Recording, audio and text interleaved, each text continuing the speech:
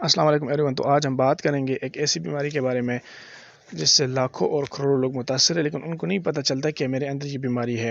ان کو پتہ تب چل جاتا ہے جب یہ ان کے اندر کوئی سیویئر کمپلیکیشنز ڈیولپ کر لیتا ہے اور جس سے ان کی جان کو خطرہ ہو، تب انہیں پتہ چل جاتا ہے کہ اچھا مجھے تو یہ بیماری برسوں سے تھی۔ تو اس لیے اس کے بارے میں جاننا بہت ضروری ہے تاکہ ٹائم پہ پتہ چل سکے اور آپ کی زندگی کو ان کے کمپلیکیشن سے بچایا جا سکے۔ اور اسی کو ہم کہتے ہیں بلڈ پریشر، ٹھیک ہے۔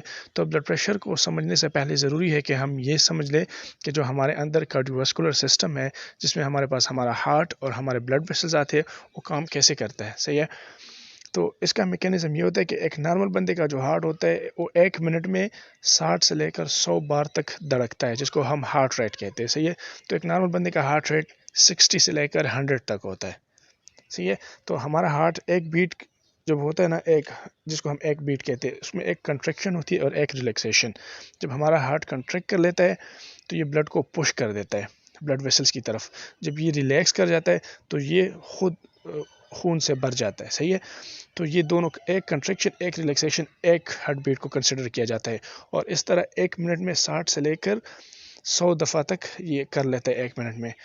تو جب ہارٹ کنٹریکٹ ہوتا ہے تو یہ بلڈ کو بلڈ ویسلز میں پش کر لیتا ہے، اس کی وجہ سے ایک پریشر جنریٹ ہوتا ہے جو بلڈ ویسلز کے وال پہ اپلائی ہوتا ہے، تو اس کو ہم بلڈ پریشر کہتے ہیں، صحیح ہے۔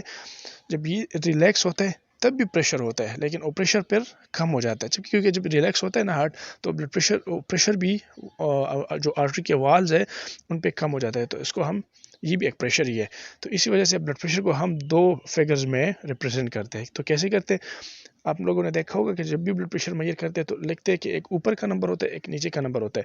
جو اوپر والا نمبر ہوتا ہے وہ کنٹریکشن کی وجہ سے ہوتا ہے، کنٹریکشن کی وجہ سے پریشر زیادہ ہوتا ہے، ٹھیک ہے، اس کو ہم سسٹولک بلڈ پریشر کہتے ہیں۔ اور جو نیچے والا نمبر ہوتا ہے وہ ڈائسٹولک، یعنی ریلیکسیشن کی وجہ سے ہوتا ہے۔ جب ہارٹ ریلیکس ہوتا ہے تو اس کو ہم ڈائسٹلی کہتے ہیں، اسی وجہ سے اس پریشر کو ڈائسٹولک بلڈ پریشر کہتے ہیں۔ تو جو بھی بلڈ پریشر ہوتا ہے اس کو ہم 2 نمبرز میں ریپرزینٹ کرتے ہیں، اوپر والا اور نیچے والا۔ اوپر والے کو ہم سسٹولک بلڈ پریشر کہتے ہیں اور نیچے والے کو ہم ڈائسٹولک بلڈ پریشر کہتے ہیں، اور اس کے ساتھ ہم ایک یونٹ کو یوز کرتے ہیں جس کو ہم ملی میٹر آف مرکری کہتے ہیں۔ تو آسان الفاظ میں اس کا مطلب یہ ہوا کہ جب ہمارا ہارٹ کنٹریکٹ کر لیتا ہے تو وہ 120 ملی میٹر آف مرکری کا پریشر جنریٹ کر لیتا ہے جو بلڈ ویسل وال پہ اپلائی کرتا ہے، صحیح ہے۔ اور جب یہ ریلیکس کرتا ہے ہمارا ہارٹ تو تب یہ 80 ملی میٹر آف مرکری کا پریشر جنریٹ کرتا ہے، صحیح ہے، جو بلڈ ویسل کے وال پہ اپلائی ہوتا ہے۔ یہ تو نارمل بلڈ پریشر کا میکینزم ہے کہ ایک نارمل بندے کا بلڈ پریشر 120/80 ہوتا ہے، جو اس کا ہارٹ ڈفرینٹ پیزز میں مطلب کنٹریکشن اور ریلیکسیشن میں جنریٹ کر لیتا ہے، ٹھیک ہے۔ تو نارمل بلڈ پریشر تو یہی ہوتا ہے، صحیح ہے۔ 120/80 ایک نارمل بلڈ پریشر ہوتا ہے ایک نارمل بندے کا۔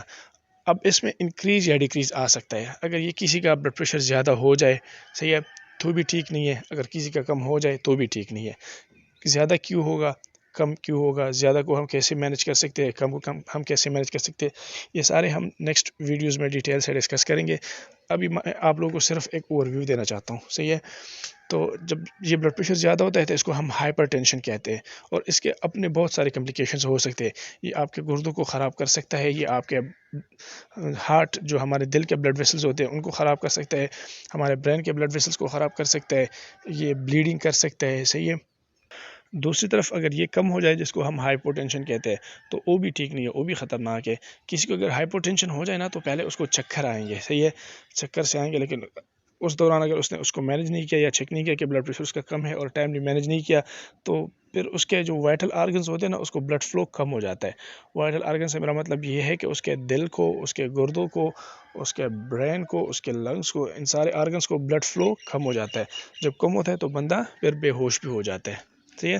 تو اس لیے ضروری ہے کہ ہم پہلے جان لیں کہ ہائپر ٹینشن ہے، بلڈ پریشر جیسے بندے کا کم ہو تو ٹائملی اس کو مینج کرنا چاہیے، ٹھیک ہے۔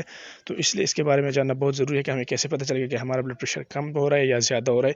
تو اس لیے ریگولر وزٹ کرانی چاہیے ڈاکٹر کے پاس، اور ریگولر اس کا چیک اپ کرانا چاہیے۔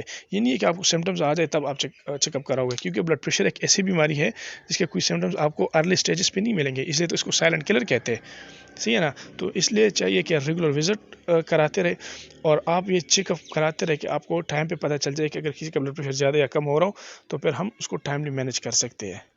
اور ٹائملی مینجمنٹ ہی واحد راستہ ہے جس سے ہم اس کی کمپلیکیشن سے بچ سکتے ہیں، کیونکہ جب ٹائم پہ یہ ڈائگنوز ہوگا تو تب اس نے کمپلیکیشنز ڈیولپ نہیں کی ہوگی، تو ہم اس کو آسانی سے ٹریٹ کر سکتے ہوں گے، صحیح ہے۔ تو یہ ایک چھوٹی سی انٹروڈکشن تھی بلڈ پریشر کے بارے میں. اب نیکسٹ ایک سیریز میں سب کچھ ڈسکس کروں گا کہ بلڈ پریشر کیا ہوتا ہے، مطلب بلڈ پریشر کے کازز کیا ہوتے ہیں، ہم ساروں کو ڈائگنوز کیسے کر سکتے ہیں، ہم پھر ان کو ٹریٹ کیسے کر سکتے ہیں. یہ سارے ہم نیکسٹ ویڈیوز میں ڈیٹیل سے ڈسکس کریں گے.